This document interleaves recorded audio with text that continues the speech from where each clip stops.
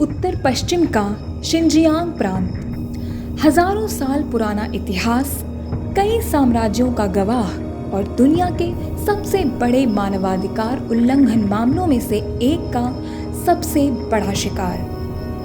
दुनिया के सामने आज चीन के उइगर मुस्लिमों के दर्दनाक हालात परत दर परत सामने आ रहे हैं। ऐसे में ये जानना जरूरी है कि चीन के इस हिस्से में आखिर चल क्या रहा है। शिनजियांग में पहले कौन आया, इसे लेकर हान और उइगर समुदाय के बीच टकराव हमेशा बना रहा। कई सरकारों ने क्षेत्र में हान समुदाय के पलायन को बढ़ावा दिया। इन सरकारों पर स्थानीय उइगर लोगों की संस्कृति, भाषा, रहन सहन से जुड़े हर पहलू को बदलने की कोशिश के आरोप लगे हैं। हान पलायन को भी इसी साजिश का हिस्सा माना जाता है। 2009 में 2 उइगर मुस्लिमों को एक हान महिला से छेड़छाड़ के आरोप में भीड़ ने मौत के घाट उतार दिया।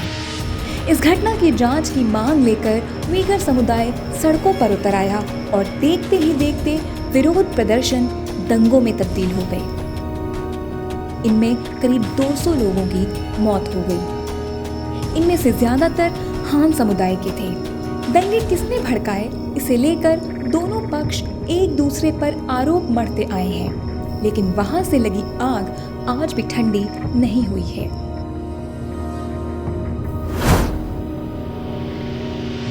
– 2009 के दंगों के बाद उइगरों को अलग राष्ट्र देने की मांग के साथ आंदोलन तेजी पकड़ने लगे। इन आंदोलनों ने कई बार हिंसक रूप भी लिया और बड़ी संख्या में हान समुदाय के लोग शिकार बनने लगे। स्थानीय सरकार ने अलगाववादियों को आतंकी घोषित कर दिया और उनके खिलाफ हिंसक कार्रवाई की जाने लगी।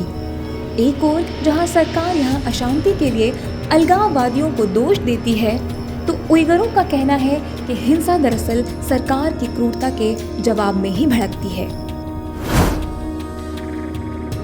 पीपल्स रिपब्लिक ऑफ चाइना में शी जिनपिंग के राष्ट्रपति बनने के बाद से सरकार की कार्रवाई जितनी ज्यादा कड़ी होती गई, दूसरे देशों और मानवाधिकार संगठनों ने भी यहाँ उतनी ही निगरानी शुरू कर दी। शिनजियांग में उइगरों पर अत्याचार की लिस्ट बढ़ती ही जा रही है। कुछ दिन पहले ही अमेरिका में कस्टम्स एंड बॉर्डर प्रोटेक्शन अधिकारियों के हाथ एक बड़ा शिपमेंट लगा है। ये शिपमेंट था करीब 13 टन बालों के प्रोडक्ट्स का, जिनकी कीमत करीब 8 लाख अमेरिकी डॉलर लगाई गई है। अधिकारियों और मानवाधिकार संगठनों का दावा है कि ये बाल चीन के शिनजियांग में रहने वाले उइगरों के हैं। चीन की सरकार पर आरोप है कि उसने पिछले 4 साल में कम से कम 10 लाख उइगर मुस्लिमों को डिटेंशन सेंटर्स में डाला है। उइगर समुदाय मुख्य रूप से तुर्की भाषी है और इनकी संस्कृति भी काफी अलग है। खास बात यह है कि यहाँ सभी उइगर इस्लाम को नहीं मानते। चीन की सरकार दावा करती है कि वह इन अलगाववादी मानसिकता वाले लोगों को वोकेशनल एजुकेशन देती है, लेकिन इसकी आड़ में दरअसल उइगरों को उनके धर्म और भाषा को छोड़ने के लिए मजबूर किया जाता है। उनके प्रार्थना स्थल को भी नहीं बख्शा जाता। उन्हें शारीरिक प्रताड़नाएं दी जाती हैं। बड़ी विदेशी कंपनियों के लिए उनके उत्पाद बनवाए जाते हैं। इन डिटेंशन कैंप्स के बाहर भी उइगर आजाद हों, ऐसा नहीं है। बाहर रहने वाले उइगर समुदाय के लोगों पर भी प्रशासन की पैनी नजर रहती है। उइगर मुस्लिमों की phone location, phone data, I card और गाड़ियों की भी ट्रैकिंग की जाती है। यहाँ तक कि डीएनए सैंपल लेने का अधिकार भी सरकार के पास है। छोटी से छोटी संदिग्ध गतिविधि पर भी प्रशासन सख्ती से निपटता है। देश में लंबे वक्त तक चली एक बच्चे की पॉलिसी को खत्म करने के बाद भी उइगरों पर विशेष नजर रखी जाती रही। हाल ही में यह बात सामने आई थी कि सरकार इस इलाके में हान समुदाय को आबादी बढ़ाने के लिए प्रेरित कर रही है और उइगरों को जबरदस्ती गर्भ निरोधक तरीके अपनाने के लिए मजबूर किया जा रहा है। चीन में हुई 2003 की जनगणना में उइगरों की आबादी करीब 90 लाख बताई गई थी, जबकि अनाधिकारिक अनुमान में उनकी आबादी उससे भी ज्यादा थी। उइगर चीन के 55 अल्पसंख्यक समुदायों में से 5वां सबसे बड़ा समुदाय है।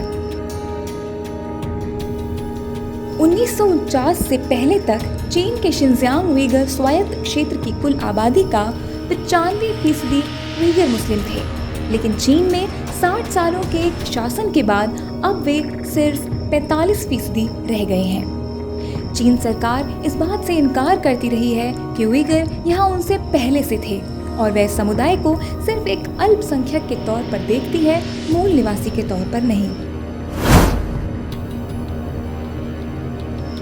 ऐसा पहली बार नहीं है कि दुनिया के सामने नर्क से हालात में रह रहे उइगरों की तस्वीर सामने आई है, लेकिन इस वक्त चीन पर दुनिया पहले से नजरें गड़ाए है। कोरोना वायरस को लेकर पहले से ही चीन कटघरे में है और दुनिया की बाकी बड़ी ताकतों के साथ उसने सैन्य टकराव के हालात को भी बुलावा दे रखा है। चीन पर निशाना साधने के मौके तलाश रहे अमेरिका ने अपने देश में ऐसे चीनी नागरिकों की एंट्री पर बैन लगा दिया है जो उइगरों पर अत्याचार के जिम्मेदार होंगे।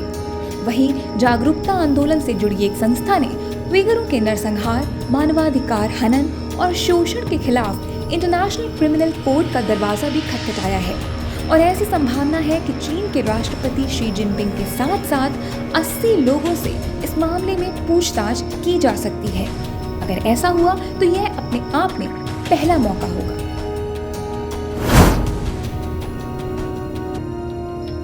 इससे उलट भारत के मुस्लिमों से भेदभाव और कश्मीर में मानवाधिकार उल्लंघन का आरोप लगाने वाले पाकिस्तान ने उइगरों के उत्पीड़न को लेकर आज तक कोई विरोध दर्ज नहीं किया है।